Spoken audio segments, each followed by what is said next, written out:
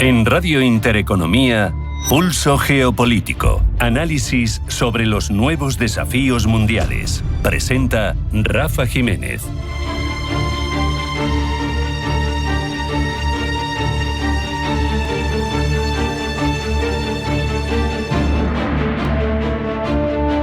Bienvenidos a Pulso Geopolítico. En un mundo que asiste a la fractura cada vez más irremediable del multilateralismo, al menos como lo habíamos conocido, la cumbre entre la Unión Europea y China es mucho más que una cita diplomática. No es ni siquiera ese gesto protocolario para celebrar el medio siglo de las relaciones bilaterales entre ambas partes. Es más bien una ventana abierta al alma misma del orden internacional que se está reconfigurando. Es un momento importante en el que las dos economías más poderosas del mundo, tras la hegemónica, es decir, tras la de Estados Unidos, buscan redefinir los márgenes de su colaboración. Y es que sabemos el contexto global de equilibrios geopolíticos y geoeconómicos se resquebraja y no parece fácil ponerle freno a esa evolución. Y todo sucede al dictado de intereses geopolíticos que nada tienen ahora mismo de universales. El momento, lo saben, es singular. Estados Unidos ha decidido romper la baraja con Donald Trump al frente, insiste en su desprecio por las instituciones internacionales. Lo ha demostrado reiteradamente, el último ejemplo, su retirada de la UNESCO, pero lo ha repetido en otra multitud de instituciones similares. Y es que la arquitectura compartida, global, sometida a un derecho internacional en el que todos cumplen y en el que hay unas normas y en el que da igual que seas poderoso o no, porque al menos nominalmente tienes que someterte a ello, se está desmoronando. Al final, los embates de un hegemón que ya no oculta su voluntad de imponer y dividir están terminando con ese orden mundial que habíamos configurado primero tras la Segunda Guerra Mundial y luego tras la caída de la Unión Soviética. El caso es que encuentros como el de China y la Unión Europea pueden al menos intentar aportar un contrapeso creativo, un contrapeso que sea productivo ante lo que es un acoso y derribo de la relación actual del ámbito internacional. Sin embargo, dentro del entendimiento global de esa iniciativa y de esa alternativa, la Unión Europea no puede acudir a ese encuentro de una manera ingenua. Siempre ha definido a Pekín como una socia, bien es cierto, pero también como una competidora económica y una rival sistémica. Pero es que además tenemos claro que los valores que defienden uno y otro bloque no son precisamente los mismos. Hay diferencias en gobernanza, en libertades fundamentales, en posicionamiento, incluso en cuestiones geopolíticas como la guerra de Ucrania, que no pueden hacer cegarse a la Unión Europea a la hora de entregarse o de echarse en manos del socio asiático. El gran reto de la Unión Europea ahora mismo es encontrar un camino propio, uno que le permita actuar con autonomía estratégica, ese concepto mágico que tanto estamos intentando desarrollar y que lo estamos haciendo claramente a la fuerza Orcan, a marchas forzadas. Seguro que metemos la pata alguna vez, pero tenemos que tener claro que ese es el objetivo fundamental, tener una posibilidad de voz propia, de respeto a las libertades y a los derechos que sustentan esta unión de 27 países que tienen valores en común y que tienen mucho que ofrecer al resto del mundo. ¿Cómo? Pues con vías de entendimiento, con diálogo, con comercio global, con estabilidad institucional. Pekín, de momento, es un aliado, pero a la vez un rival importante. Ha demostrado saber utilizar sus propias armas. No hay más que acudir al uso que está haciendo de ese cuasi monopolio que tiene en torno a las tierras raras. Sabemos también que no ha dudado en utilizar represalias comerciales en sectores sensibles cuando le ha convenido para defender sus intereses. Por eso, tenemos desde la Unión que tener claro que no podemos entregar a cambio de ventajas comerciales nuestros principios, nuestros valores, porque son los que marcan y los que identifican claramente el constructo político supranacional que nos hemos dado desde los años 50 del siglo pasado los europeos. Pero tampoco podemos encerrarnos, por un lado, en un esquema binario de lealtades absolutas, como el que se ha mantenido durante tantas décadas con Estados Unidos, con ellos a muerte, cerrando filas ante cualquier otra alternativa. No, porque ese socio ha demostrado no ser fiable, ha demostrado querer dejarte al albur y que te busques tú la salida a tus problemas. Por lo tanto, es evidente la lealtad con Estados Unidos cuando convenga. La pregunta de fondo, si la reconfiguración del orden mundial va a desembocar en una nueva multipolaridad, como la que teníamos antes de la caída de la Unión Soviética, si va a ser una anarquía completamente en lo internacional sin polos definidos, una suerte de zero polarity, o si va a haber una fragmentación donde sea de tan intenso el grado, esa fragmentación, que solo termine rigiendo la ley del más fuerte y que al final haya ciertas relaciones verticales entre unos países y otros en razón de que los pequeños puedan resistir o no la presión de los más fuertes. El caso es que la Unión Europea tiene que tener claro que si quiere invocar el respeto a los derechos humanos, como lo hace cuando se relaciona con otros bloques como China, lo tiene que hacer siempre, no solo cuando conviene. No puede mirar hacia otro lado cuando sus propios aliados, véase, el hegemón, vulneran principios básicos como por ejemplo la tutela judicial efectiva, o cuando quiere inmiscuirse en la soberanía de otro país. Hay que ser coherentes siempre. La relación con China, por otro lado, es un campo de prueba. Es un ensayo general para lo que va a ser la diplomacia europea en el nuevo siglo. Y nos preguntamos, ¿será capaz de liderar los procesos internacionales? La clave va a estar en que Bruselas logre plantear una hoja de ruta clara, exigir, por ejemplo, en ese encuentro, en esa cumbre, más acceso al mercado chino, pero construyendo con Pekín una agenda compartida, una fase en las relaciones internacionales se puede abrir en la que la cooperación se base no en la sumisión ni en la confrontación, como apuestan algunos, sino en el reconocimiento mutuo de fortalezas y diferencias. Y si no ese sentimiento de superioridad mal ocultado que tantas veces han tenido los países europeos frente a quienes en el pasado han sido colonia de una u otra manera, incluso de forma económica, como pasó con China en el 19 con los tratados desiguales. No somos superiores, hay que negociar en igualdad de condiciones. En el mundo de hoy ya no cabe una sola narrativa. Por eso esa cumbre, Unión Europea-China, 50 aniversario de relaciones, es uno de los pocos espacios que quedan para ensayar lo que podría ser un orden mundial distinto, uno en el que todavía puedan hacerse preguntas antes de que todo se decida a gritos y golpes, en el que no imperen los modos a los que nos están acostumbrando Estados Unidos y Donald Trump. Vamos ya a hacer una parada, un alto en el camino. A la vuelta, titulares geopolíticos que nos acerca Blanca del Tronco. No se marchen porque sigue Pulso Geopolítico en Intereconomía.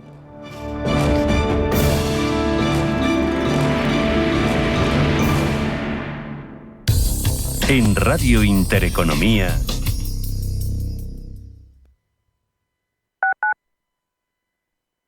Radio Intereconomía, primera emisora española especializada en información económica. Este eres tú gastando agua. Y este eres tú lloviendo. Que llueva, que y es que cada vez que ahorras agua, llueve un poquito. Tú puedes llover, yo puedo llover, todos podemos llover. Deja de mirar al cielo y empieza a llover un poco cada día. ¿Llovemos juntos? Canal de Isabel II.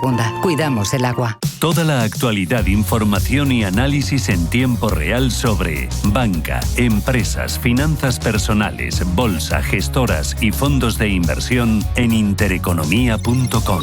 Con la opinión de los mejores expertos del mundo económico, empresarial y bursátil. Toda la programación en directo y con la posibilidad de escuchar en cualquier instante los mejores momentos de la emisora española líder en información económica. Sigue bien informado en intereconomía.com. Somos aquello que siempre quisiste ser. Creamos aquello que siempre quisiste tener. Las reglas del juego han cambiado. Somos traders. Operamos. Black Bear Broker. El broker de los traders. Radio Intereconomía, la radio que dobla su interés. Explora la revolución digital en Cripto Capital. Cada viernes en Radio Intereconomía, los visionarios de las criptomonedas te traen lo último del ecosistema digital. Bitcoin, Ethereum y mucho más. Aprende de los gigantes del ecosistema digital y sumérgete en el mundo de las criptomonedas. Sintoniza y sé parte del cambio. Cada viernes a las 10:30 de la mañana en Capital Intereconomía. Cripto Capital, tu cita con el futuro.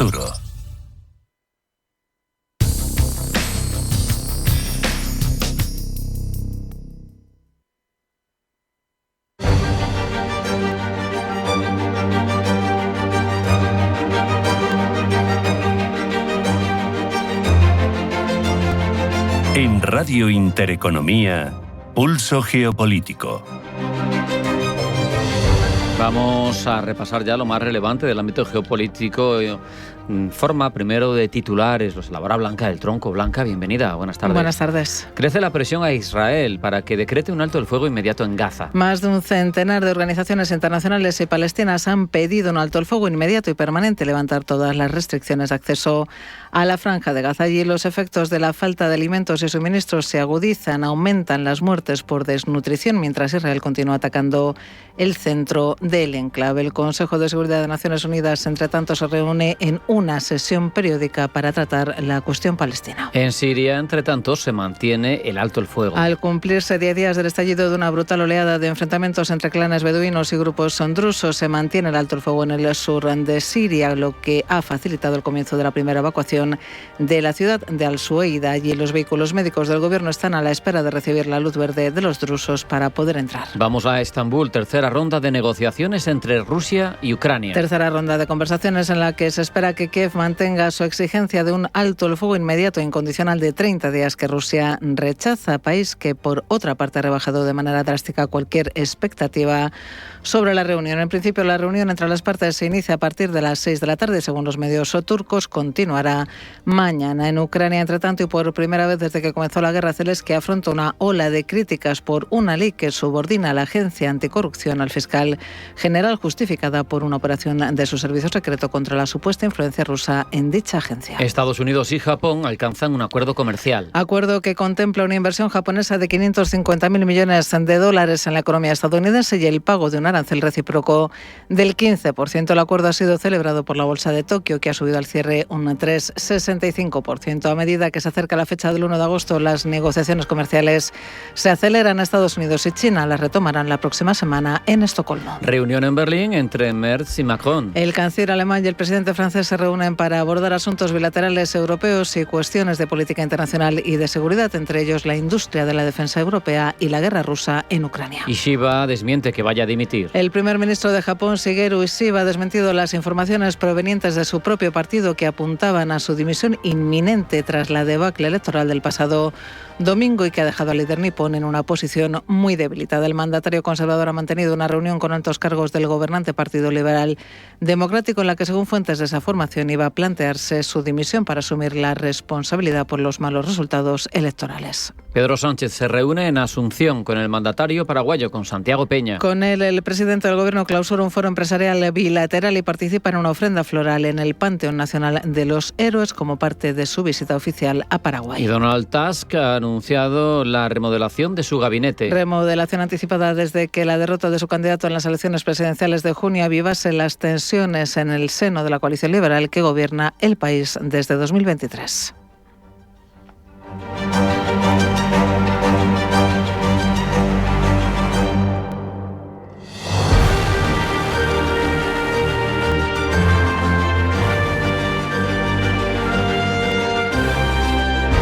En Radio Intereconomía, Pulso Geopolítico.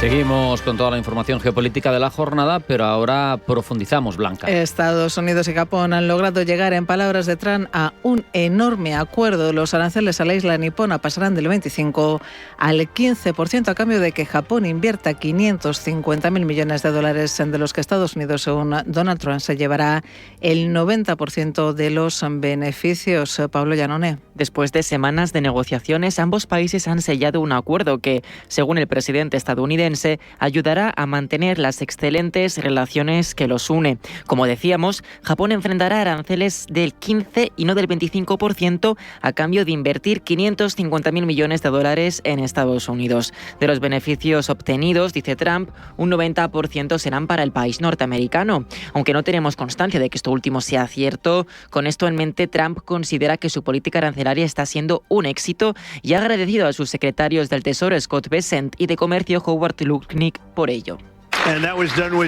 Hemos cerrado un acuerdo con Japón, tuvimos a sus mejores negociadores aquí y trabajamos mucho y duro en ello. Y es un gran acuerdo para todos. Siempre digo que tiene que ser excelente para todos. y es un acuerdo muy diferente a los acuerdos anteriores, se lo aseguro. Pero nos va muy bien como país, somos muy fuertes, tenemos mucho dinero entrando, los aranceles se están implementando mejor de lo que nadie, excepto yo y algunas personas en la sala, pensaron que podría suceder. Howard y Scott, solo quiero agradecerles, han sido aliados increíbles. El inquilino de la Casa Blanca además ha destacado que el pacto impulsará la creación de cientos de miles de puestos de trabajo en el país norteamericano. Asimismo, Japón, dice, abrirá su país al comercio, incluyendo automóviles, camiones, arroz y otros productos agrícolas. Aunque Trump se vanagloria del resultado de sus políticas comerciales, lo cierto es que este acuerdo es de los pocos que ha alcanzado junto a China, Reino Unido o Vietnam. Algunos analistas afirman que necesitaba llegar a este tratado con Japón. Así lo ha dicho Javier Porras Velara, que es profesor de Derecho de la Unión Europea, Derecho Internacional Público y Relaciones Internacionales de la UNED. Viendo la deriva en relaciones comerciales que estaba llevando en los últimos meses, pues necesitaba desde luego presentar alguna alianza o por lo menos algún acuerdo que diese estabilidad a la economía norteamericana. Y en este caso parece que el socio natural para Estados Unidos era Japón, aunque aún seguimos esperando en la Unión Europea que podamos llegar también a algún tipo de acuerdo o por lo menos de estabilidad. De momento, Trump ha garantizado que si anuncia nuevos aranceles generalizados, Japón no recibirá un trato peor que otros países. Si no se trata de un órdago, podríamos decir que el gobierno nipón puede respirar con calma. Algo que necesita, sobre todo en medio del conflicto político interno que atraviesa desde las elecciones a la Cámara Alta de la pasada semana. El primer ministro Shigeru Ishiba ha perdido su mayoría y los rumores en torno a su dimisión se han extendido, rumores que Ishiba ha desmentido. Pablo. Según los diarios Yomiuri Mainichi, Ishiba ha informado a su partido, el Partido Liberal Democrático, de que iba a plantearse su dimisión para asumir la responsabilidad por los resultados electorales del domingo. De acuerdo a estos medios, Ishiba estaría esperando a sellar el acuerdo comercial con Washington que les hemos contado. Ahora que ya se ha hecho realidad, Ishiba presuntamente dimitiría. Sin embargo, el primer ministro japonés ha asegurado que él y su partido no han hablado de esto. Hemos coincidido, dice, en nuestra percepción de una crisis grave por los resultados electorales y hemos mantenido varias discusiones, incluyendo nuestro rechazo a que haya divisiones dentro del partido. Pero esto, ha concluido, no implica que vaya a dimitir. De hecho, lo que vimos tras los resultados del domingo es que Ishiba se comprometía a no llevar a la isla nipona al estancamiento político. Si bien soy plenamente consciente de la gran responsabilidad que me aguarda por los resultados de estas elecciones, creo que debo cumplir con mis responsabilidades como próximo primer ministro y con la nación y su pueblo para no permitir que la política se estanque ni se desvíe. Esta afirmación llevó al líder de la oposición del Partido Liberal Constitucional a decir lo siguiente.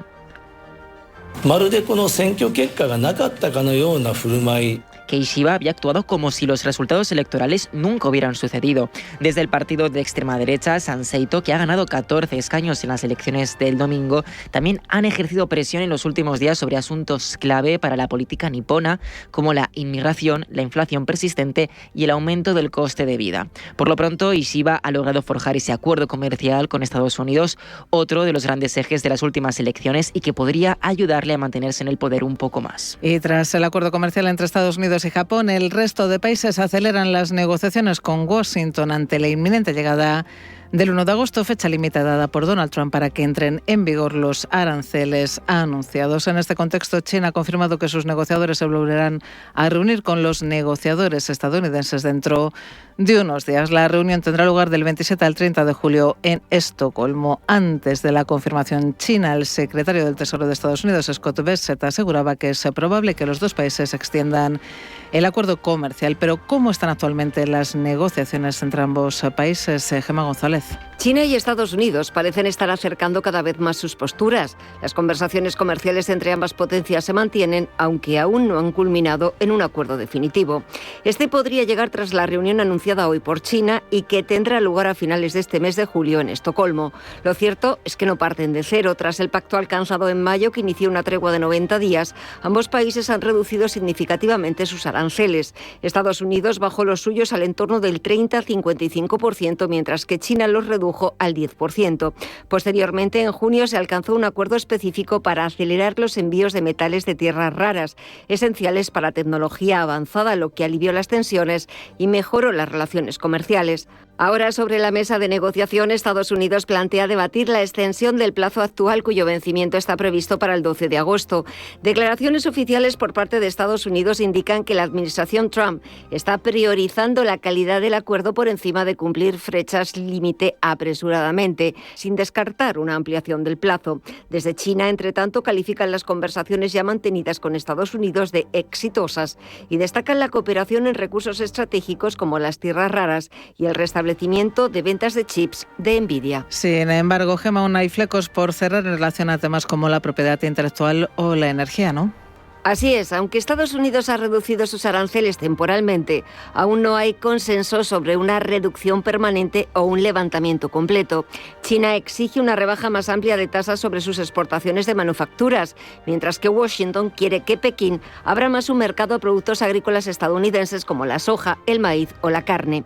Estados Unidos quiere además que China limite los subsidios estatales a sectores como el de semiconductores, automoción eléctrica y acero, aunque Pekín defiende su modelo económico. Washington insiste además en garantías más firmes para que las empresas extranjeras no estén obligadas a compartir su tecnología con socios locales en China, mientras que el país asiático pide el levantamiento de restricciones a empresas como Huawei.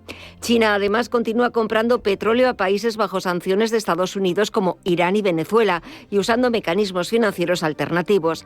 Las reuniones de finales de este mes en Estocolmo podrían cerrar algunos de estos temas o al menos que se estableciera algún tipo de compromiso entre las partes. Y mientras las conversaciones entre Estados Unidos y China avanzan, las que mantienen Washington y Bruselas parecen encontrarse en estado crítico, aunque continúan activas. Esta misma tarde el comisario europeo de Comercio, Maroš Šefčovič, hablará con el secretario Lubnik. Desde Bruselas aseguran que si bien la prioridad son las negociaciones, la Comisión sigue preparándose para todos los resultados, incluidas posibles contramedidas adicionales. Javier Santa Cruz, economista. Nos jugamos mucho más nosotros, teniendo en cuenta que somos los que tenemos el superávit comercial con Estados Unidos, que lo que se juega Japón. Japón se jugaba algo más en materia financiera y de hecho Japón, siendo uno de los principales tenedores de deuda americana de la que está en el extranjero, pues desde luego había que tentarse bastante la ropa. Entonces eso es lo que ha hecho Estados Unidos y probablemente pues lleguen a un acuerdo razonable. Sobre la mesa de discusión varios asuntos espinosos. Estados Unidos propone aranceles elevados sobre coches europeos, mientras que Bruselas ofrece eliminar sus propios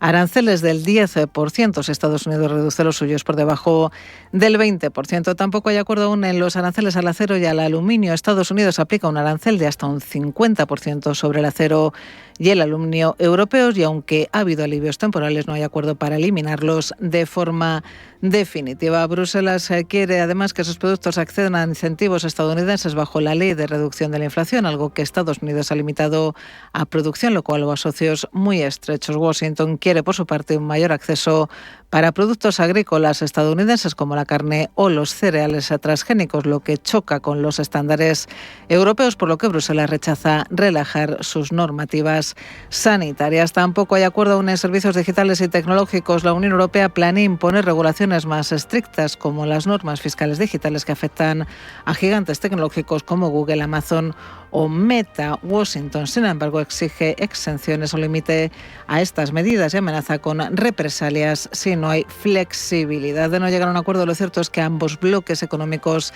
terminarían perdiendo. Aunque Estados Unidos tiene un mercado interno más grande y más margen fiscal, sufre por su dependencia tecnológica y de exportaciones agrícolas. Europa, por su parte, es más vulnerable en industria automotriz y exportaciones agrícolas, pero tiene poder regulatorio y político en el terreno digital. Y la delegación rusa ya está camino de Estambul para participar en la tercera ronda de negociaciones mantenidas este año entre Rusia y Ucrania, aunque Moscú ya ha rebajado de manera drástica cualquier expectativa sobre la reunión. Ángeles Lozano. Estambul vuelve a reunir este miércoles en el Palacio Siragán a las delegaciones rusa y ucraniana. Tercer encuentro entre las partes tras los mantenidos el 16 de mayo y el 2 de junio y que se saldaron solo con los acuerdos para intercambio de prisioneros y cadáveres, pero sin avances hacia un alto el fuego real. Los ucranianos llegan al encuentro de hoy con varias prioridades, entre ellas acordar nuevos intercambios de prisioneros, avanzar en el retorno de todos los menores ucranianos que quedaron en territorio ruso y promover una reunión entre el propio Zelensky y el presidente de Rusia, Vladimir Putin. Ucrania también espera que este tercer encuentro sirva para dar impulso a unas negociaciones de paz que comiencen con un alto el fuego incondicional de al menos 30 días. Desde Moscú, sin embargo, rebajan las expectativas. El Kremlin dice que no hay que esperar milagros y, aunque están dispuestos a hablar, seguirán impulsando sus objetivos militares. Rusia requiere además propuestas concretas de Ucrania sobre territorios, la desmilitarización y el no alineamiento con la OTAN antes de avanzar en las conversaciones de paz. Por cierto, que Zelensky se ha enfrentado en las últimas horas a las primeras manifestaciones ciudadanas en su contra, protestas que han tenido lugar en Kiev y que son las primeras contra él tras la invasión rusa de Ucrania. La chispa ha sido la aprobación de una ley que subordina a las principales entidades anticorrupción del país al control del Poder Judicial y, en última instancia, del presidente a través del fiscal general. El Gobierno alega que la medida busca erradicar la influencia rusa en esas agencias y acelerar casos pendientes. Sin embargo, activistas y legisladores la consideran un paso hacia la consolidación del poder presidencial, debilitando los avances democráticos de la post-revolución.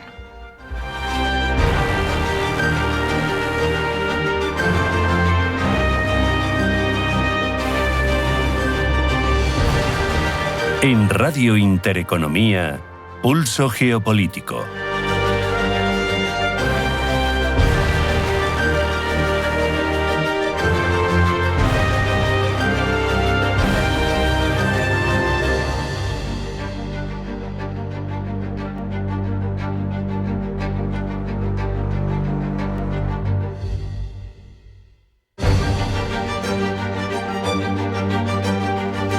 Vamos ya con una versión breve de nuestro repaso de cabeceras que elabora Pablo Llanone. Pablo, bienvenido, buenas tardes. Buenas tardes. Empezamos con la mirada de los medios sobre Zelensky y su polémico proyecto de ley que despoja a los organismos anticorrupción de su independencia. El país se encuentra ahora, Pablo, en medio de protestas. Desde The Guardian destacan que esta medida del presidente ucraniano ha recibido una amplia oposición y podría suponer un revés para las esperanzas de que el país se una algún día a la Unión Europea. ¿Cómo nos lo cuentan en Estados Unidos? Pues el New York Times dice que las protestas en tiempos de guerra en Ucrania se dirigen contra Zelensky por primera vez. La primera gran manifestación antigubernamental del país en 3 años y medio de guerra, destaca el rotativo.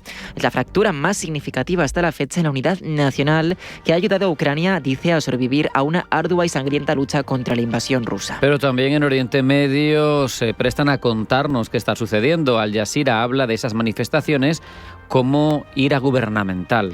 Y destacan que sobre la legislación los críticos dicen que consolida el poder en manos de Zelensky y permitirá la intromisión del gobierno en casos de corrupción de alto perfil. También se hacen eco de que la Unión Europea ha calificado la medida como un serio paso atrás. Hasta en Extremo Oriente se hacen eco. El South China Morning Post dice que Zelensky controla las agencias anticorrupción de Ucrania. Las protestas sin precedentes, dice, estallan mientras la capital sufre casi a diario bombardeos letales con aviones no tripulados y misiles, lo que subraya la creciente sensación de enfado en la sociedad por los intentos de Zelensky, dice The South China Morning Post, de concentrar el poder en un círculo estrecho de sus colaboradores cercanos. Cambiamos de asunto. La Corte Internacional de Justicia emitirá un fallo histórico sobre el clima. Desde Arab News, medio saudí, dicen que para los expertos este es el fallo más significativo sobre el cambio climático en el derecho internacional, con importantes repercusiones potenciales para los estados y las empresas de todo el mundo. Establecerá las responsabilidades de los principales contaminadores hacia los países que más sufren. Al Jazeera, entre tanto, destaca que los países que más contaminan con combustibles fósiles, eso sí, no da nombres, afirman que el tribunal no necesita abordar la cuestión. De acuerdo a estos actores, los nombres los ponemos nosotros, posiblemente se refiere a Estados Unidos, China, Rusia o la India. Las disposiciones legales de la Convención Marco de las Naciones Unidas sobre el Cambio Climático son suficientes, pero los defensores del clima argumentan que la Corte debería adoptar un enfoque más amplio sobre el tema, incluyendo una referencia al derecho de los derechos humanos y a las leyes del mar.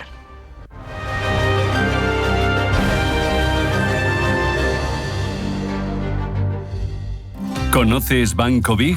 Somos tu banco de inversión y ahorro. Pero no solo eso. Somos tu plataforma de brokeraje con todo tipo de productos. Acciones, bonos, ETFs, fondos, futuros y además contamos con una demo técnica con 100.000 euros ficticios para que puedas aplicar todos tus conocimientos sobre el trading. Banco Big. Nos mueven tus valores. Debes saber que toda inversión conlleva el riesgo de pérdida de capital.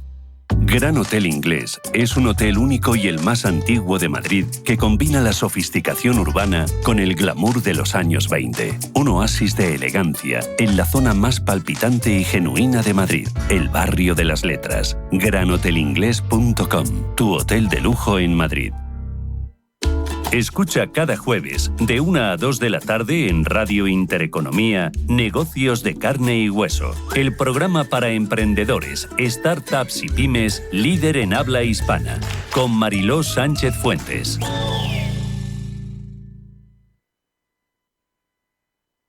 Pulso Geopolítico, actualidad y análisis diario de los principales conflictos internacionales, estrategias geopolíticas y sus impactos en la economía, la política global y la reconfiguración del orden mundial. De lunes a viernes a las 2 de la tarde, Pulso Geopolítico, en Radio Intereconomía. Radio Intereconomía, la radio de las empresas.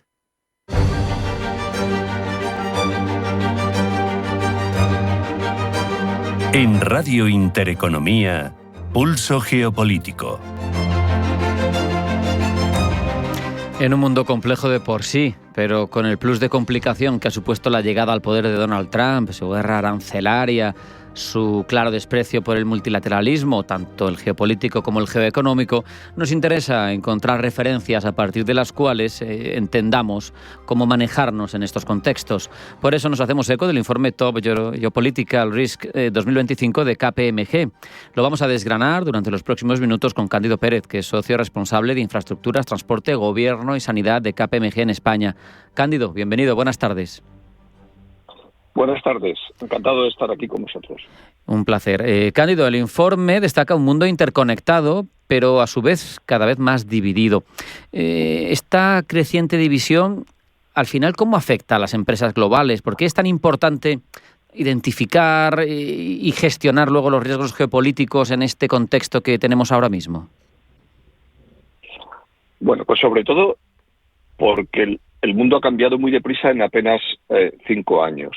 Venimos de un entorno en el que estábamos muy globalizados, en los que las empresas habían tomado sus decisiones respecto a sus cadenas de producción, considerando únicamente o sobre todo la eficiencia, y de repente sucesivas crisis, el COVID, la dificultad en la recuperación de la oferta, la invasión y la ocupación de Ucrania, ahora una cierta incertidumbre que deriva del posicionamiento geopolítico de los distintos bloques, nos hacen ver que no únicamente se puede considerar este apartado, esta distribución de las cadenas de producción en función y de la producción de las empresas en función del coste, sino que debemos tener en cuenta otros conceptos, como por ejemplo que la producción esté más cercana o que las sedes de la producción y los territorios, las geografías donde se produce, tengan lugar en territorios, entre comillas, aliados, o que permitan un acceso más sencillo. Conceptos como la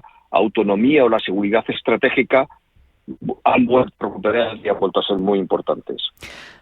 Conceptos que también hemos nombrado aquí otras veces, Cándido, como nearshoring o friendshoring, aunque con Trump no te vale ser amigo. Pero por seguir ahondando, el hecho es que hay un riesgo geopolítico fundamental, según el informe, que es todos los cambios en torno al poder, los centros económicos, el comercio, porque es un hecho, Cándido, que si se redefine el poder global, esto afecta a las decisiones de inversión, afecta a las cadenas de suministros, y en una economía que venía de décadas de globalización, esto es tremendo. Claro, has mencionado con mucho acierto los dos conceptos que yo he intentado españolizar, el nearshoring y el friendshoring, así que enhorabuena, estamos absolutamente de acuerdo. Efectivamente, esta evolución que se está produciendo en este momento, nosotros lo que pensamos es que las organizaciones, especialmente las compañías que tienen diversificado su territorio en el que están actuando, la primera cuestión es que tienen que entender cómo les afecta. El entendimiento es fundamental para, a continuación, adaptarse, ¿no? Pero lo principal es entenderse, entender cómo funcionar. Las cadenas de producción tienen que ser más resilientes, eso lo vimos con muchísima claridad tanto en el COVID como en los efectos que tuvo sobre la oferta, sobre el tráfico marítimo, sobre el comercio internacional. Lo vamos a ver ahora también con las nuevas políticas comerciales que se están imponiendo después de la estrategia de Estados Unidos de implantar aranceles en su comercio internacional. ¿Y por qué es esto? Pues porque aparentemente vemos que compañías, que la primera visión es compañías que exportan a Estados Unidos, claro, van a ver encarecidos sus precios, ¿no? Pero compañías que importan, como va a haber contramedidas por otras geografías, también. Al mismo tiempo, vamos a ver que las cadenas de producción ya son muy sofisticadas. Eso significa que productos que pasen por determinados territorios van a incorporar a su valor el coste de estos aranceles. Por lo tanto, las organizaciones tienen que revisar cómo están produciendo y a partir de ahí analizar el impacto real. Se menciona también, lo decíamos, hay nuevos nodos económicos, hablábamos del firm sharing, hablábamos de pivotar hacia nuevas regiones, la localización, pero también, amén de todo esto, vamos a ir evolucionando en el repaso del informe, porque el tiempo vuela en la radio, Cándido. Hay cuestiones importantes, riesgos que señala el informe de KPMG en torno, por ejemplo, al entorno regulatorio, fiscal. Al final nos estamos encontrando con que hay impactos en la inversión, con que hay disparidad en regulaciones, en políticas fiscales. Esto a una empresa global la tiene que traer loca, ¿no? Claro, en la medida en que se produce una fragmentación y una complejidad de este entorno regulatorio, se dificulta el ejercicio de la actividad económica. Si tenemos en la medida también que se van a introducir aranceles o que hemos ido viendo cómo la preocupación evidente por el cambio climático ha conducido a las autoridades a poner en marcha políticas que tienen que ver con combatir los efectos del cambio climático, incluso con cumplir los acuerdos de París y alcanzar unos estándares en los que no tengamos la percepción de que el cambio climático es irremediable, ¿no? Entonces, en este contexto, las compañías tienen que revisar cuál es su estrategia en cuanto, sobre todo, a las cadenas de producción, cómo obtienen sus materias primas, se tienen que adaptar a todas estas reglamentaciones e impactos fiscales que continuamente estamos viendo que aparecen, ¿no? Y además, este entorno mundial es asimétrico, este entorno global es asimétrico. No se produce en el mismo sentido en unos territorios o en unas geografías que en otro. Y esto nos obliga a tener un proceso permanente de entender y ver cómo las materias primas, los recursos claves, la creciente regulación comercial que vamos a ver en los próximos meses afectan a nuestra cadena de valor y a nuestra actividad económica para adaptarnos a este nuevo entorno. Otro riesgo que, de los muchos que menciona ese informe de KPMG, a mí me resulta especialmente interesante. Presiones demográficas sobre la fuerza laboral, pero también tecnológico, cultural, escasez de talento en las economías maduras, pero a su vez unas políticas en contra de la migración que se están vendiendo muy bien en esas economías maduras y que al final tú tienes encima un elemento catártico como puede ser la llegada de la inteligencia artificial que puede cambiar paradigmas, pero igual no la puedes aprovechar bien porque hay esa presión antimigratoria, ¿no? Es verdaderamente paradójico.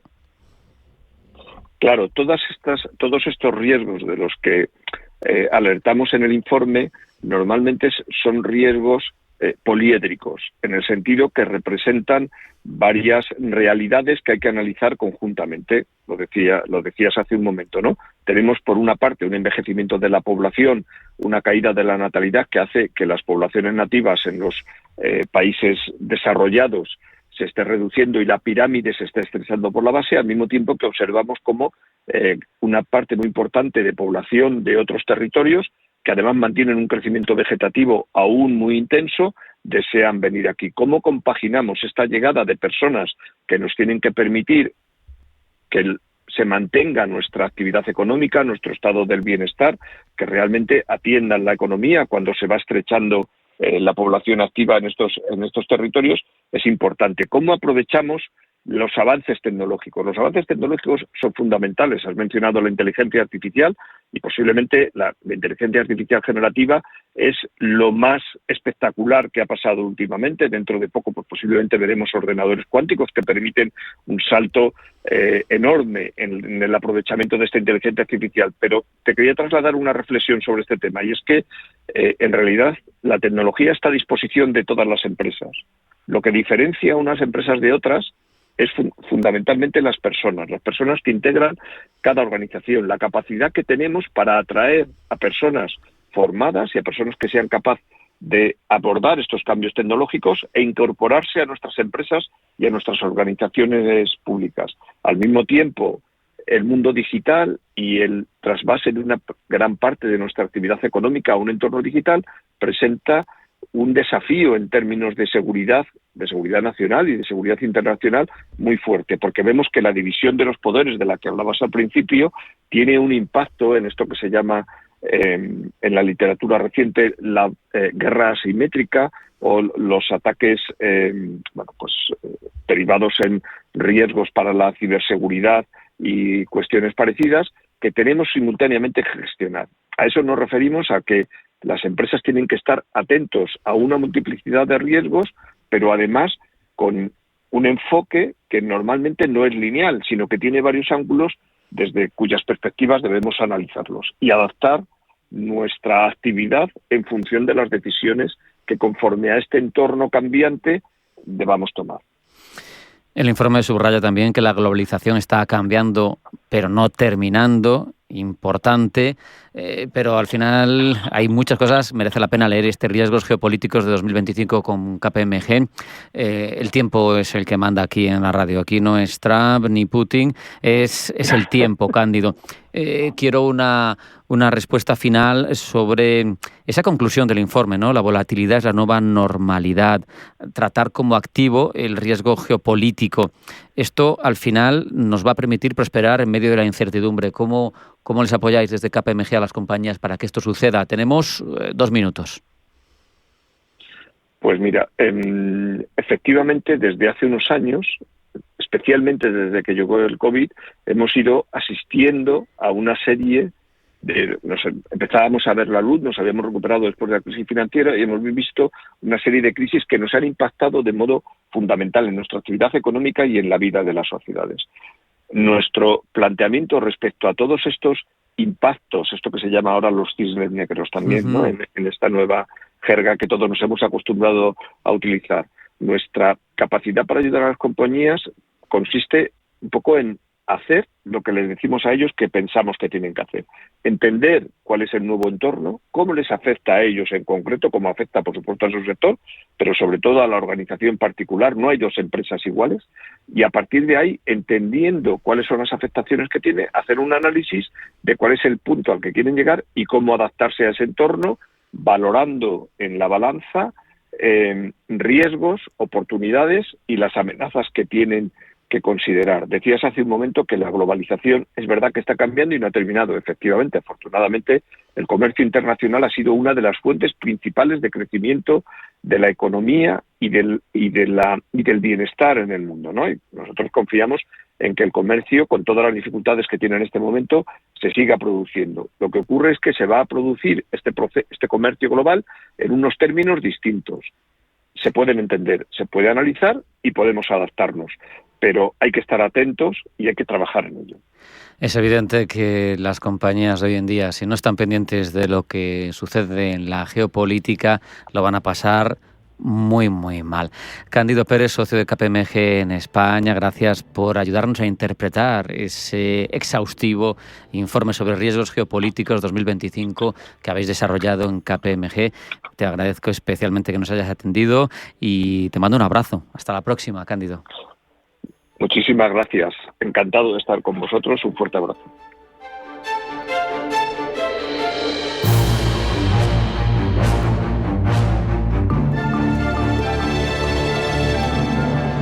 En pleno proceso de rearme europeo, es inevitable hablar de industria de la defensa y lo vamos a hacer los próximos minutos con FEINDEF, que reúne a los principales actores de la cadena de suministro de defensa y seguridad y se configura en un espacio clave para forjar alianzas estratégicas en un sector que es fundamental siempre, pero más en esta coyuntura tan compleja que se adivina a futuro.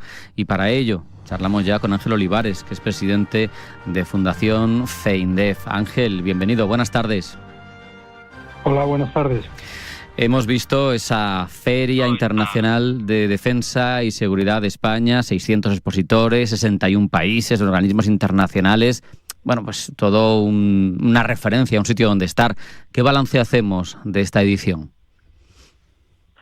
Bueno, hacemos un balance muy positivo, no solo por el crecimiento importantísimo que ha experimentado esta edición del año 2025 con relación a 2023, sino también por la gran cantidad de relaciones establecidas entre diferentes empresas y entre las empresas y las delegaciones internacionales, generando un clima de confianza que va a posibilitar alianzas estratégicas en el futuro y que sitúa a la industria de defensa española en una buena posición de cara a lo que es la programación de nuevos programas, valga la redundancia, multinacionales, que es el futuro que nos espera en los próximos años. Por lo tanto, el balance es francamente satisfactorio y, teniendo en cuenta el análisis de estos resultados, pues ya estamos empezando a trabajar en la feria del 2027, porque esto hay que empezarlo ya con mucho tiempo. Para poder tener éxito hay que trabajar con antelación y hay que planificar. ¿Qué suponen, Ángel, estas industrias en España en crecimiento, en empleo? Son industrias que sabemos que vertebran territorio, que lo hacen además con empleo de calidad y de esas no sobran en la estructura económica de nuestro país. Bueno, efectivamente, es decir, hay que tener en cuenta que cada euro que se invierte en la industria de defensa se generan 2,5 euros en el conjunto de la economía.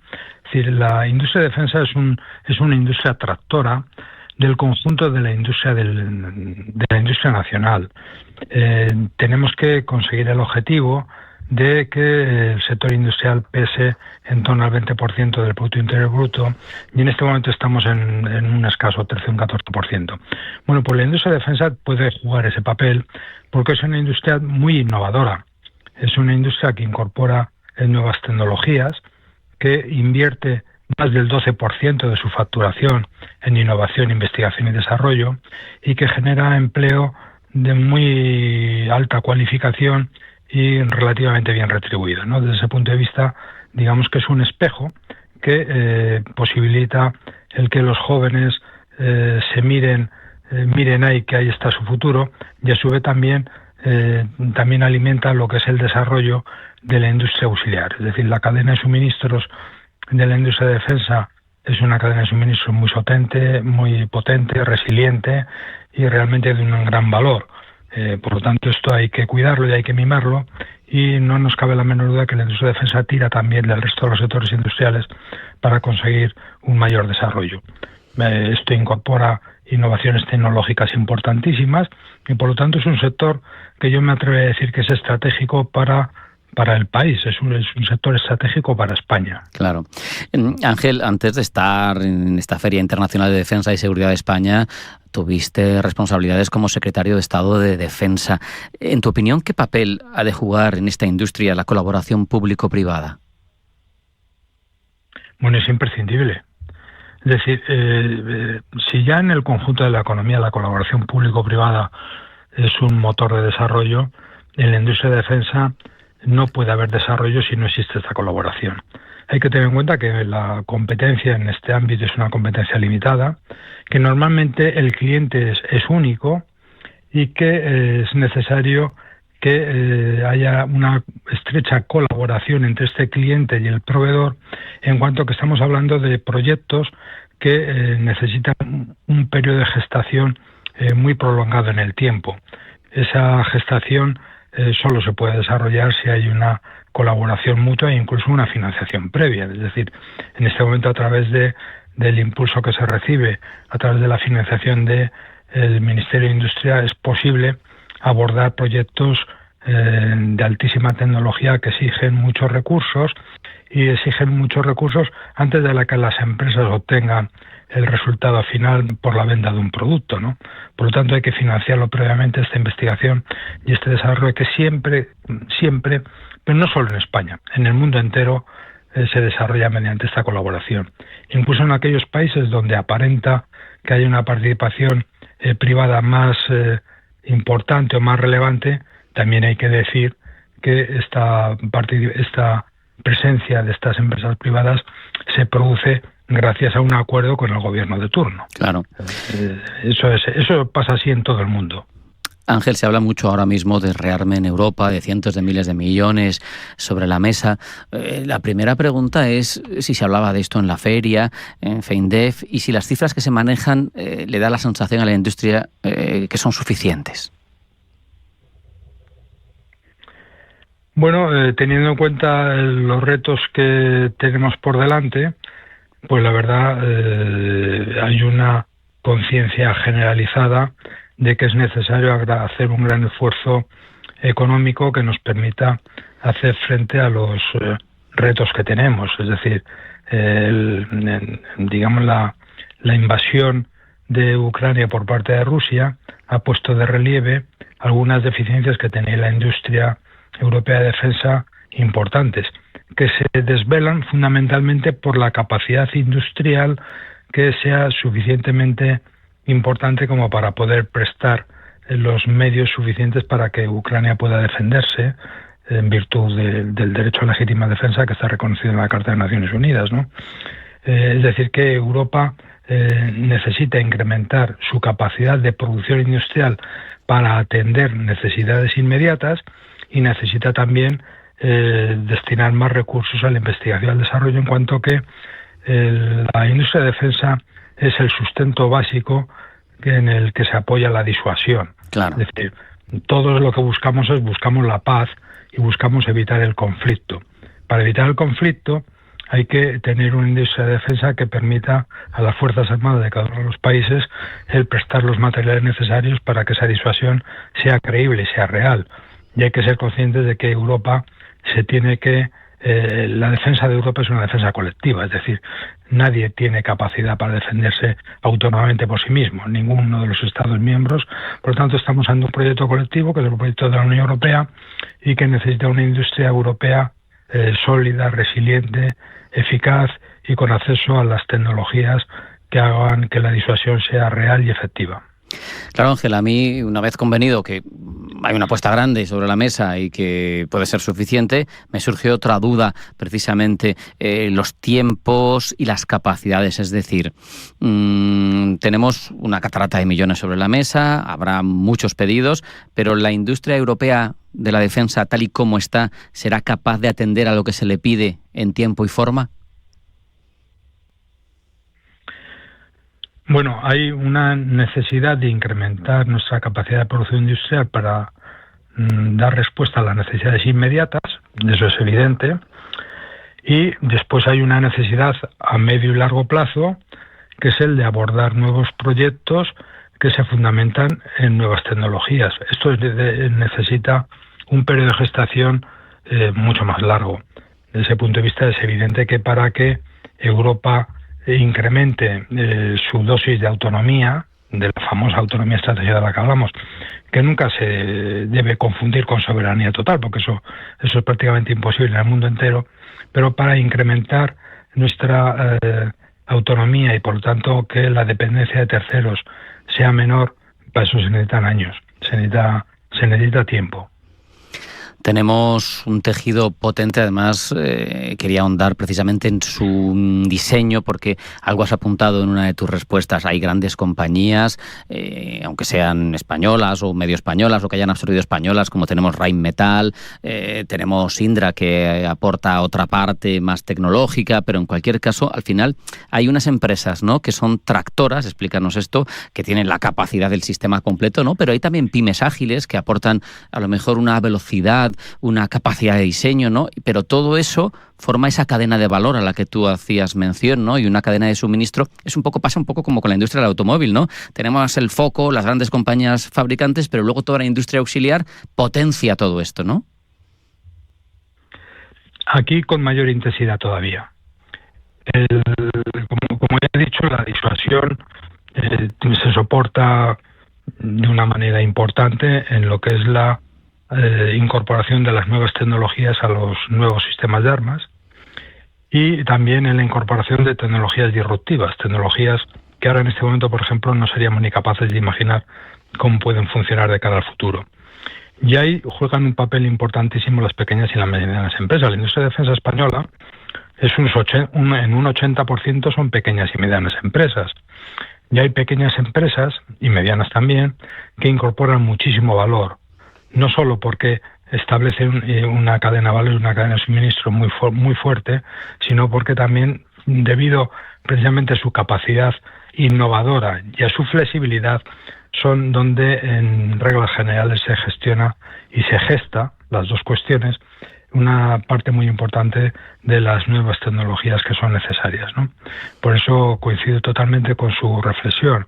Es decir, la industria de defensa se sustenta en gran parte en esta pequeña y mediana empresa, y las empresas tractoras, las empresas digamos de mayor nivel o que tienen más fortaleza económica, lo que deben hacer es amparar, nunca asfixiar, es decir, nunca coartar esa iniciativa, esa flexibilidad que tiene la pequeña y mediana empresa, sino que deben amparar, proporcionarle los medios financieros que son necesarios para el desarrollo de sus productos, porque eso sin duda repercute en beneficio de todos, repercute en beneficio de la gran empresa, de la empresa emergente y, en resumidas cuentas, en beneficio de España y de su defensa.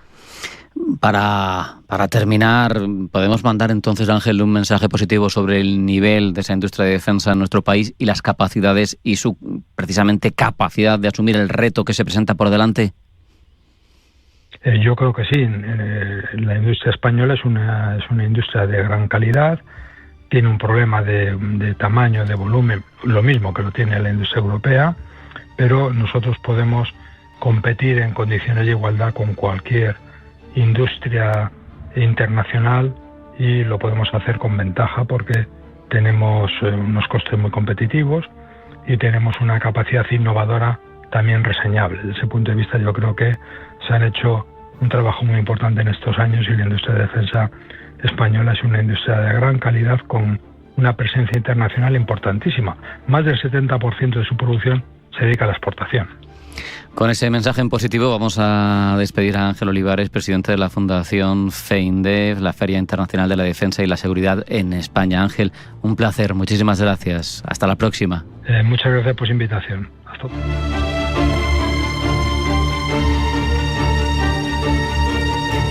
Hasta aquí esta edición de Pulso Geopolítico. Hemos hablado del posicionamiento que va a adoptar a futuro la Unión Europea, un futuro que sin embargo se está trabajando desde ya, con qué socios tiene que trabar más intensidad en su relación cuando recibe de su socio tradicional un trato negativo, al menos en lo comercial, también en lo relativo a defensa. De eso hemos hablado al comienzo, les hemos contado las noticias más relevantes de la jornada y luego hemos ahondado en cuestiones como los riesgos principales geopolíticos de este 2025 a partir de ese informe elaborado por KPMG, que nos sirve para tener en cuenta especialmente las compañías que son las que generan el empleo y la riqueza y que son las que se están viendo afectadas por la guerra arancelaria, cómo tienen que afrontar esa nueva realidad. Sean felices, pasen buena tarde y esto ha sido todo un Pulso Geopolítico hasta mañana, que mañana habrá más.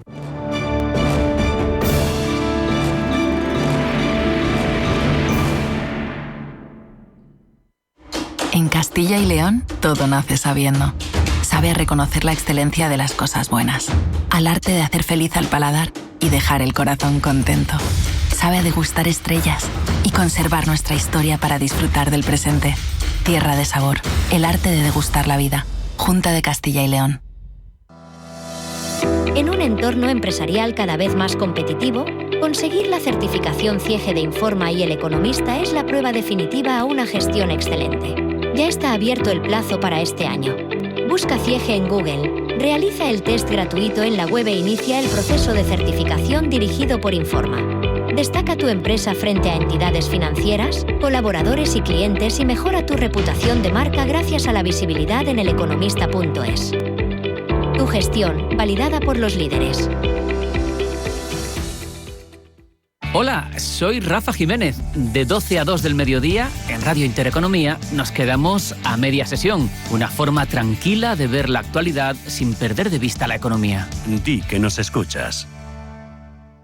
Este jueves, en Radio Intereconomía, tienes una cita con el Banco Central Europeo, el discurso de Christine Lagarde y la reacción de los mercados a la decisión que adopte el organismo con los tipos de interés. Este jueves, desde las 2:30 de la tarde, especial BCE con Javier García Viviani y Gema González. Radio Intereconomía.